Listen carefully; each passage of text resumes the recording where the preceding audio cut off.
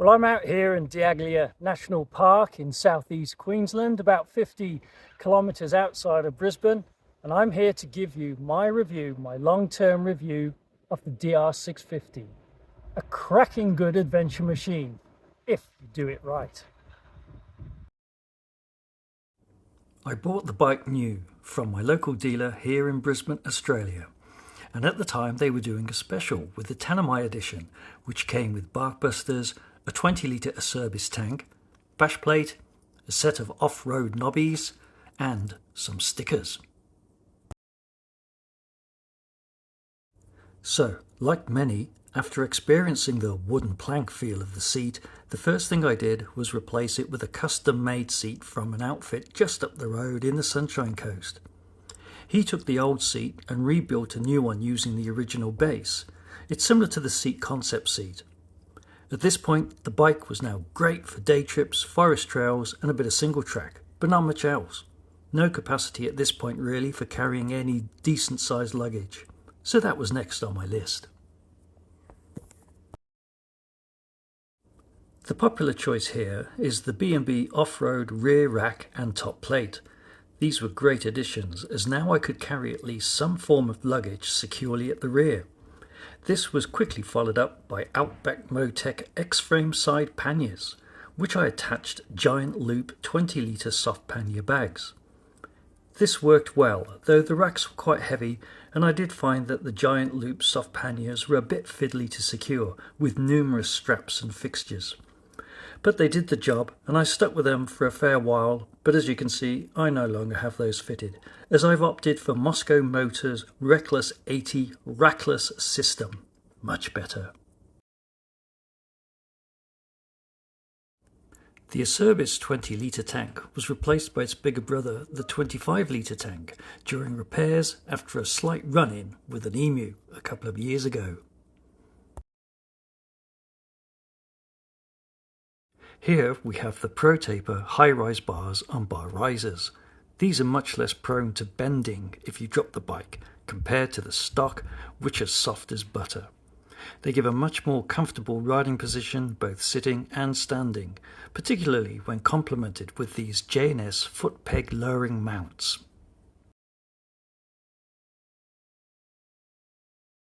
Staying up front, I've got a USB-A and USB-C socket connected via this connector, which can also attach to my compressor. It's wired directly to the battery, so I don't have to have the ignition on if I need to charge external devices. I replaced the stock headlight with an LED effort that cost about $20, and it does an amazing job for the price. I also attached a cheap Chinese windscreen, but found that it actually created more noise and wind than it was worth, so I took it off.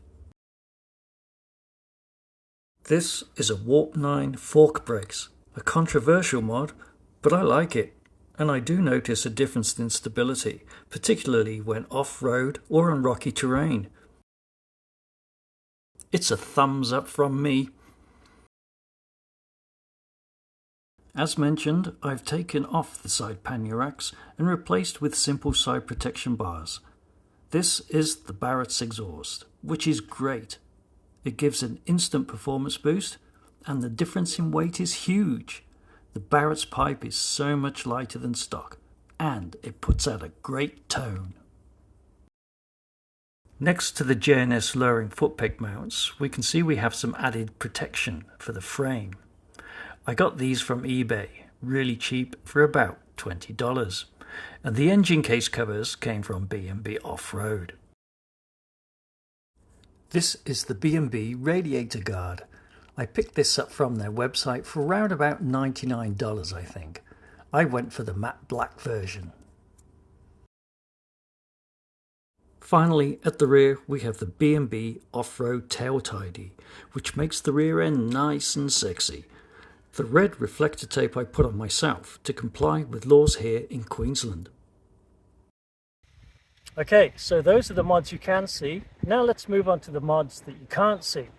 And that's namely the suspension, the carby, and also the airbox. The carby mod is from ProCycle and took me a few hours to install. It comes with a 145, 150 and 155 jets. I chose to install the 150 jet. As part of the install you have to open the airbox up, which I did by cutting 1-inch holes on the top.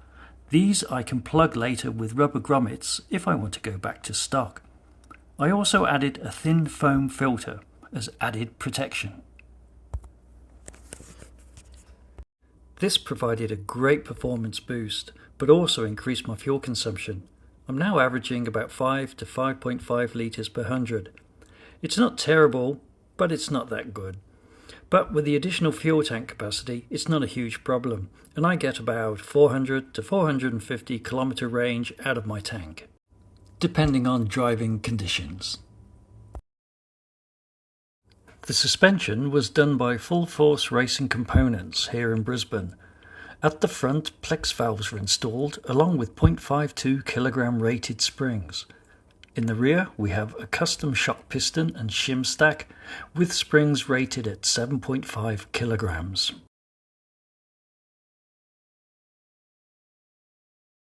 The suspension upgrade made a huge difference to how the bike rides. It's a little stiff on road as I'm only 70 kilograms, but fully loaded with camping equipment it's perfect. And once you go off-road it's a game changer. No more bottoming out or bone-crushing jolts over potholes and ruts. Well, that's it for mods. I bought the bike back in 2019 or 2020. It's done 17,000 kilometers, not a lot. And I think I paid about 8,500 Australian dollars for it. And with the mods on top, which probably cost me around about $4,000, round about that mark, give or take. It does push the price up a little bit, but what you do get, even though it's a budget bike, is a damn good adventure bike that's suited to your needs and tailored exactly for your requirements. And I've had a lot of fun on it. So there you go. Next, let's move on to the review. My initial impression of the DR on my first test ride was disappointment. It felt like a toy, as I was riding a BMW F800 at the time. Was I really ready to give up the Beamer for this? However, as a relatively new adventure rider, because of its weight, the BMW just didn't fill me with confidence to go to the places I wanted to go. So I took a chance and bought the DR regardless. It didn't take long for me to realise I had made the right choice. It's light, it's nimble, and heaps of fun, but its shortcomings become apparent early on. The seat is tough, the suspension is shockingly soft and spongy, and the fuel tank is limited. But what you are getting is a base platform on which to build. With some initial mods and a good set of tyres, it quickly turns into a decent adventure bike that can cope with most conditions. Must-do mods, in my opinion, are seat, exhaust, fuel tank and suspension. This will transform your DR into a different beast. There are some things I have kept stock. I haven't changed the gearing, though many do, but I have no difficulty in cruising at 110 kilometers an hour on the highway for hours on end, or feathering the clutch at really low speed. The wind can get a little in your face, so to speak, and you can get blown about from crosswinds as it's such a light bike. It also doesn't offer much in the way of weather protection with its narrow, slim width. The brakes work, no ABS here, and I've not had any problems stopping on this machine, even in loose gravel. Careful application of both front and rear will bring you to a stop when you need to. The stock tube tyres, affectionately known as death wings, need to go as soon as you run the bike in. That's all they're good for. The stock headlight also leaves you in the dark, but a simple cheap LED light will sort that out. No need for expensive headlight upgrades. As it's a carby bike, a little choke first thing in the morning brings the bike to life, and I've never had an issue starting her up. The battery is still the original, as well as the chain. I've replaced the Cush rubbers once. I use the bike daily as my commuting machine. and it's quick enough to nip in and out of traffic and handle filtering. With the performance mods, it's pretty darn quick at the lights.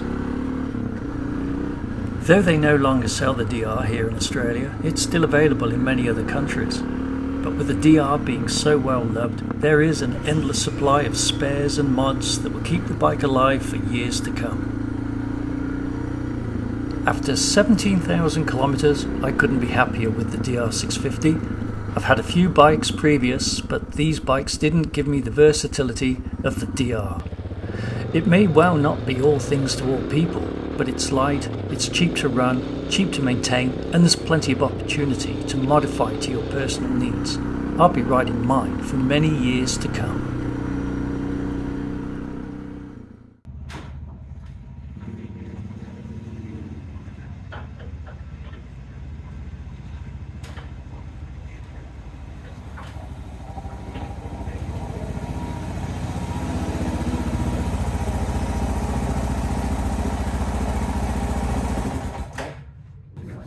Well, that concludes my review of the DR650. I do hope you found this video entertaining and useful. If you did, then I'd really appreciate your subscription to the channel, and don't forget to hit that like button. Oh, there's also a new button you can click if you'd like to make a contribution and throw this old dog a bone. That's all for now. Thanks for watching, and as always, ride safe. Oh, and don't forget, I have a new bike coming shortly, so stick around and I'll reveal all.